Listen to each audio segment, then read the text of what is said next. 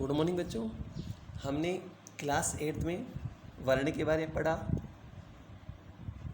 वर्ण में हमने स्वर और व्यंजन के बारे में पढ़ा, स्वर के भेद पढ़े, व्यंजन के भेद पढ़े।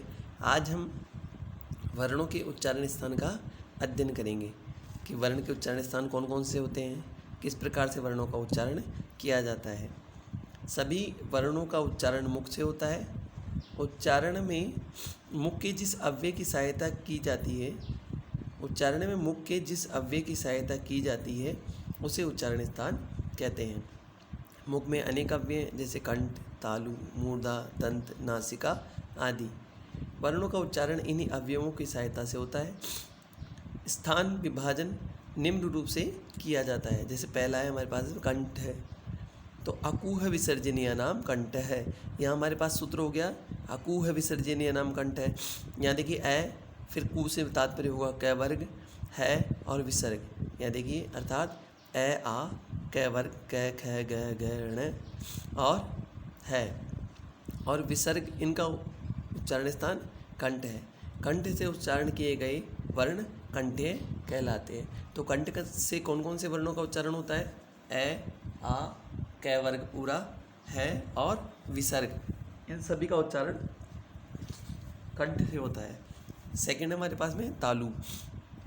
इसका सूत्र है इचु ऐशा नाम तालु, यानी ई, दीर्घ ई, च वर्ग, च में कौन कौन से आएंगे?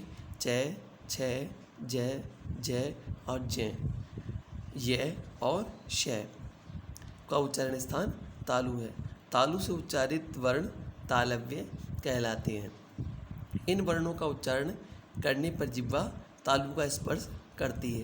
देखिए यहाँ पर श दे रखा है, इस श को हम तालव्य शकार बोलते हैं। आपके पास 3 श आएंगे तो आपको ये ध्यान रखना है, जो श सलगम से होता है इसको हम तालव्य शकार कहते हैं। थर्ड हमारे पास में मूर्धा। ऋतु रसाणाम मूर्धा। यहाँ देखिए री, दीर्घ री, ट वर्ग में 5 वर्ण आएंगे, ट, ठ, ड, ढ और ण। इसके बाद में र और श षटकोण का मूर्धा उच्चारण स्थान है। इस स्थान से उच्चारित वर्ण मूर्धन्य कहे जाते हैं। इन वर्णों का उच्चारण करते समय जिह्वा ऊपर के दांतों के साथ ऊपर खुरदरे हिस्से मूर्धा का स्पर्श करती है। तो मूर्धा से कौन कौन से वर्ण उच्चारित होते हैं? री, दीर्घ री, ट वर्ग, र और श। देखिए ये वाला जो श है इसको मूर्धन्य शकार बोलते हैं। पहले कौन सा था हमारे पास में? तालव्य शकार। ये कौन सा हो गया? मूर्धन्य शकार। फिर आता है हमारे पास में दंत। लितु लसानाम दंताः, अर्थात ली, तय वर्ग में कौन कौन से आएंगे? तय, थ, द, ध और न।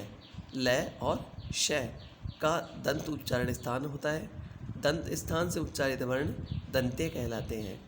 इन वर्णों का उच्चारण करते समय जिह्वा दांतों का स्पर्श करती है। दांत का इसमें स्पर्श होता है। अब आपके पास में देखिए ये स वर्ण आया है, इसे हम क्या बोलेंगे? दंते सकार। हमारे पास 3 स हो गए। पहला था हमारे पास में तालव्य शकार, दूसरा हुआ हमारे पास मूर्धन्य शकार और तीसरा हुआ हमारे पास दंते शकार। आगे देखिए इसमें फिर आता है हमारे पास में 5वां ओष्ठ। सूत्र इसका उपदमानीय नाम ओष्ठो, अर्थात उ, दीर्घ उ, पै वर्ग में हमारे पास वर्ण आएंगे पै, फै, बै, भै और मै तथा उपदमानीय का ओष्ठ उच्चारण स्थान होता है। ये ओष्ठ्य कहलाते हैं। होठ इनमें कार्य में आते हैं इसलिए इन्हें ओष्ठ कहते हैं। इन वर्णों का उच्चारण करते समय जिह्वा के माध्यम से दोनों ओष्ठ आपस में मिलते हैं। देखिए जब ये आप वर्ण बोलेंगे जैसे पै, तो दोनों होठ इसमें काम आ रहे हैं। इस प्रकार से उ, पै वर्ग और उपदमानीय वर्ण जो होते हैं उनका उच्चारण स्थान ओष्ठ होता है। फिर आता है हमारे पास में नासिका। देखिए यहाँ पर अलग अलग वर्ण आपके पास में ज, म, ग, ण, न तथा अनुस्वार का उच्चारण स्थान वर्ग के निर्धारित तथा नासिका है। इस स्थान में उच्चारित वर्ण नासिक्य कहलाते हैं। इन वर्णों को हम क्या कहते हैं? नासिक्य, क्योंकि नाक से बोला जाता है।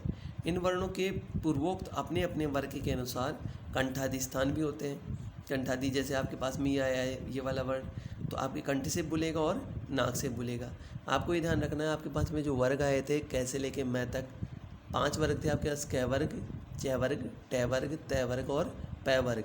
इनका जो अंतिम वर्ण था, 5वां वर्ण था, वो सभी अपने वर्ग के साथ में नासिका से भी बोलते हैं। अर्थात इन वर्णों का उच्चारण करते समय क्रम से कंठ, मूर्धा, तालु, दंत और ओष्ठ के साथ नासिका का भी सहयोग लिया जाता है। फिर आता है हमारे पास में कंठ तालु। सूत्र है हमारे पास में ए दई तो कंठ तालु, अर्थात ए और ऐ का कंठ और तालु उच्चारण स्थान है, अतः ये वर्ण कंठ तालव्य कहे जाते हैं। ए ई के संयोग से ए का निर्माण और ए प्लस ए के संयोग से ए बनता है। ए और ए के उच्चारण स्थान कंठ और तालु दोनों के सहयोग लिया जाता है। अगला नियम है हमारे पास में कंठोष्ठ्य। सूत्र है हमारे पास में औ दो तो कंठोष्टम, अर्थात ओ तथा औ को कंठोष्ठ उच्चारण स्थान होता है।